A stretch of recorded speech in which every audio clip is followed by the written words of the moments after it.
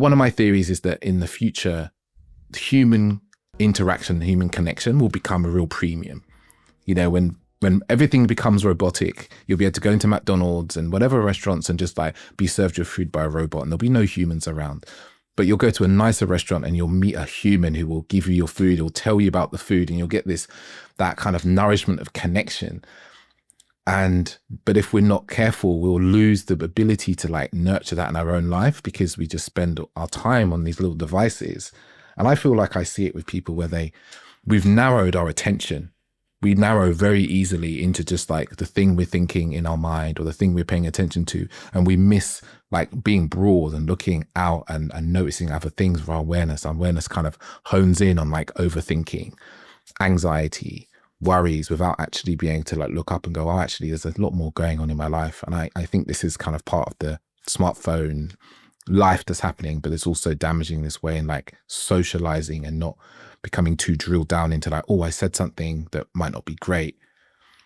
It's okay because I can be aware, I can see people's faces and it's not really landed, instead of being so honed in on our own overthinking and worrying. Mm-hmm. Yeah. Yeah. And I think we as men need to lead that for the future generation. Take them out into nature. Take your son and a couple of his friends and go camp, go hike, go do something. And it's like, I do think that with kids, there's value in forced connection. There's value in like, okay, we're going to go hike for the day and no cell phones. And, and you curate the conversation, you put some questions out and you just kind of get the ball rolling, or you just, let them be in silence for a couple hours and see what happens, see what they start to talk about, see what they find is funny, like let your kids be bored. Like my son's 4, he doesn't get screen time. It doesn't exist for him. Maybe 30 minutes a week, he can watch Thomas the Train, but that's pretty much it. And so like we just went to Boulder, Colorado for 9 days and visited some friends and hung out there. And while he was there was no TV time at all. And so there was lots of moments where he was just bored, and then we were hanging out with some friends and they have a 4-year-old as well. And, and it's like just letting him figure out how to play with them and encouraging him and, and connecting with the other kids. So I think those types of pieces are so important. It's like, let your kid be bored. You must have had moments growing up where it's just like, there was nothing to do. You're outside, you're screwing around, you make some stuff up, right? You make a game up. And so we need to bring that back for our kids. But I agree. I do think that connection is going to be a premium in the future. Connection is in-person connection will be a premium, and people that know how to facilitate that, people that know how to make that connection, that is absolutely going to be a premium for sure. Yeah. And I'm interested in the screen time actually, because, and I've had these conversations, it's really interesting to speak to different parents and different dads and how they manage it. And I guess I'll preface it with an experience I had, I think it was 2 weeks ago. I took my little boy to one of these like play classes, and afterwards we went to the local cafe that was just down the road. I took him to the cafe and I put him in the high chair, and he's eating some pasta. He loves pasta, and bananas are 2 things he'll eat all the time. And I look over and there's a woman with a baby in a pram, and the baby couldn't be much more than 6 months old. And she pulls out her phone, puts on YouTube and puts the phone in front of the child. And I was like, oh my God. Because me and my partner have looked at the research. My partner's Swedish, so she's looked at the research come out of Sweden. It's like no screen time for the first like 5 or 6 years. And then even then really it should be a little bit after that.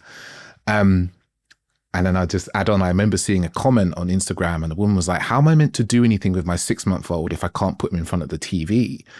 And now my boy's 1 year old. I'm like, well, you just don't give them the TV to start with, right? You don't start with the TV. But I guess with your boy who's now 4, right? That's 4 years, and he's probably seen other kids sitting there with their iPads at dinner. How have you managed that? That sounds a weird question, right? Because it's normal to not be in front of screens, but it's becoming normal for kids to be in front of screens. So have you had to actively remove screens or actively allow him to be bored? What's the process been for the two of you? We really just try and model it, for him. So like my wife and I don't have our phones at the dinner table. When we're done work at 5, we'd really try and put our technology away. So the only time that he really gets to see a screen is when we FaceTime somebody, if I FaceTime my parents or my family or something like that, or my wife's family. But we really try and model it. So like we don't watch TV until after they go to bed. We don't have the news on. We're not watching something. It's just, we've completely eliminated that. There's no TV in the mornings. It's just not there. We don't go on our computers in the morning unless, there's some like work thing that we need to get done. But we really prioritize just being present for our kids and modeling what presence and connection and communication looks like. So it really, it's challenging on parents because it really does require a lot from us. And then I would say the other thing is that I just include my son in a lot of what I do, honestly. Like if I'm going to go chop wood, he comes with me. I had to chop down a couple of trees in our yard. He came with me. If I have to go and, tidy something up, he comes with me. I went to wash the car. He's like, you're going to come and help me wash the car. And he loves doing that. I think we underestimate how much of our life, especially in the first like 5-6 years, that our kids want to be a part of. They're discovering existence, they're discovering reality. And either you help them discover reality and existence or somebody else is. And I would say that it's probably better that you do. So that's kind of how we handle it. We don't let him, like their TV remote is high up and he can't get it. Although he learned to climb and grab it the other day, which I was like, that's impressive. But I've never shown him how to use it. He doesn't know how to work it, like that's all that type of stuff. So I think but it really is about modeling. And so when we're done work, computers go away and we make dinner and we spend time with friends and family. And, we've tried to, make sure that our friends are on board with that they're not, because that's the big problem is you can do everything right at home and then they can go over to a friend's house and, they're sat in front of a TV for 5 hours or they're given an iPad for 3 hours. And so we've really been mindful of all of that and had conversations with, some of his friends and our friends to make sure that everybody's kind of on the same page. But I think a lot of parents are getting there, where they know that giving your kid, especially, that early 6 months, a year old, that's gonna decimate their social skills. It's gonna absolutely decimate their ability to interact with people in the real world. So yeah.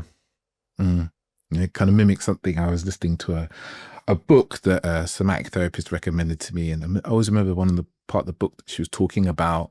I can't remember the name of the book. You're your child's first teacher, I think it's called.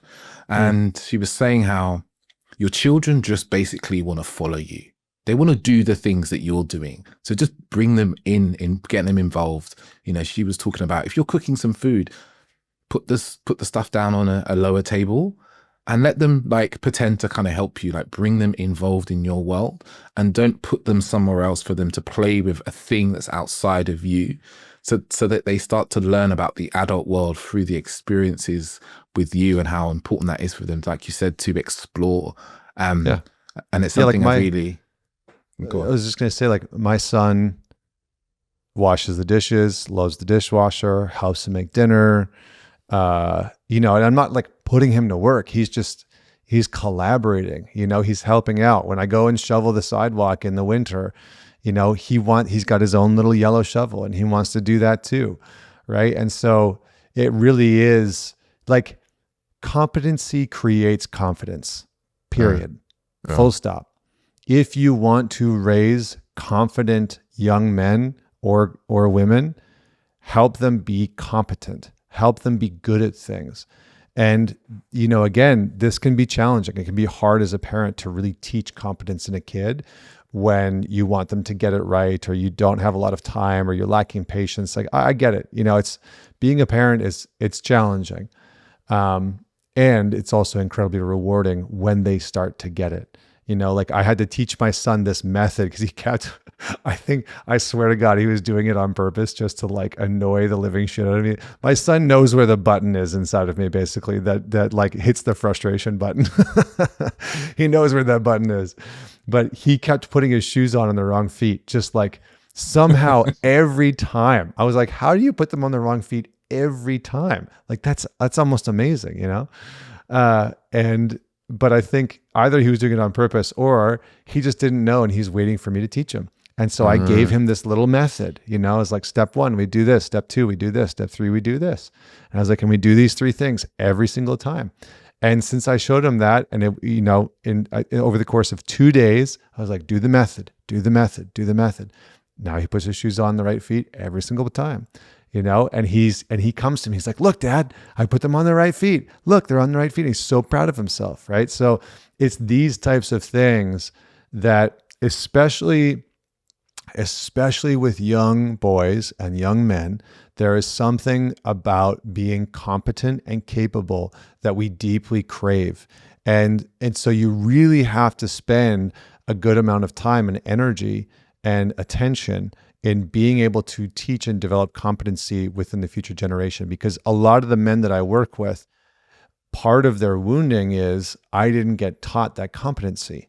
No one showed me how to do these basic things. No one showed me how to change the oil in my car, and no one showed me how to change the tire on my vehicle. No one showed me how to shave, and there's a wounding inside of men that exists because another man, specifically usually their father or their grandfather or an uncle, didn't teach them how to do something and be proficient and competent at something. So if you take anything from what I've said, it's like with young boys especially, teach them competency, help them be good at things. They want to do that, especially at certain developmental stages.